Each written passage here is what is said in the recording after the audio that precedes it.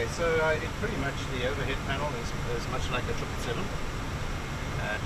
Holding wingtip switch. So that's a new feature on the aeroplane. And a lot of the controls and indications are very intuitive, and they'll be in the right place. They'll be very familiar with the functions and features.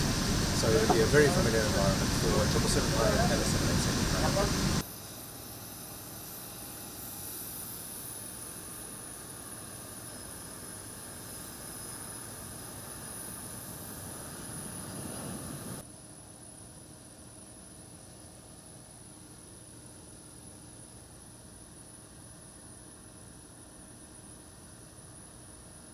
As we've moved through 2022, what we've seen is, in fact, as markets have opened and restrictions have dropped, the market demand for air travel has actually increased faster than we mostly have thought.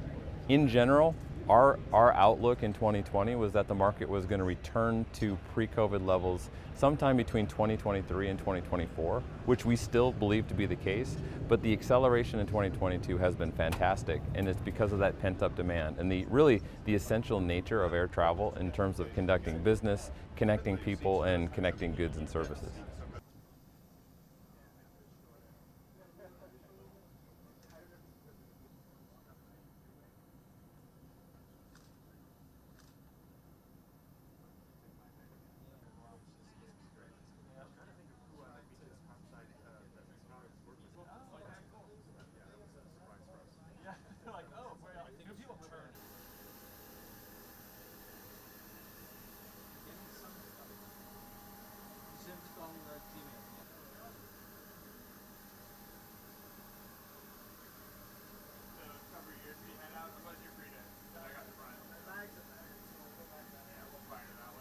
We've never seen a situation quite like this. You know, you had an unprecedented demand drop back in 2020, and we're coming roaring back. And at the same time, you've got very high fuel prices.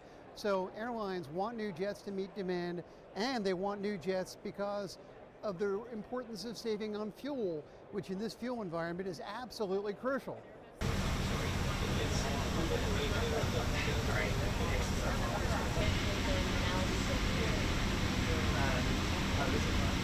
I love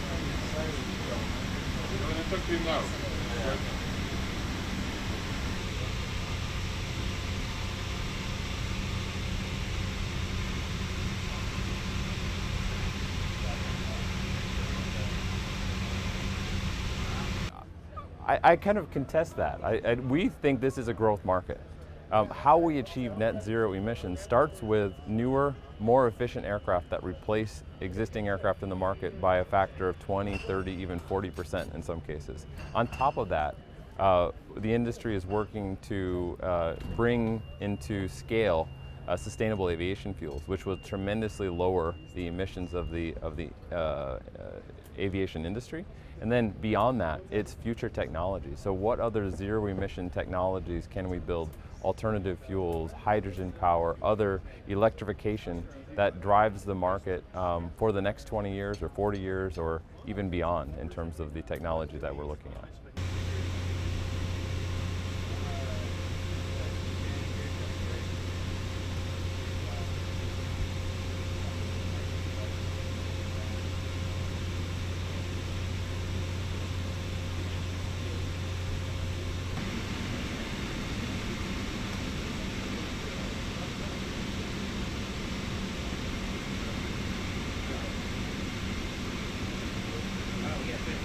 You know, it's rather difficult because at the end of the day, there's no clear roadmap to decarbonize aviation. There are a lot of ideas. You're seeing a lot of those ideas on display at the show, and that's very welcome. But in terms of there being a clear roadmap, not so much. Most likely it'll be a mix of emerging technologies like sustainable aviation fuel coupled with slightly lower demand growth rates to achieve anything like the goals that we aspire to. Now, we're only about 2 or 3% of world emissions, so perhaps it's okay if we're the last to decarbonize, but on the other hand, people pay a great deal of attention to us. They stay here.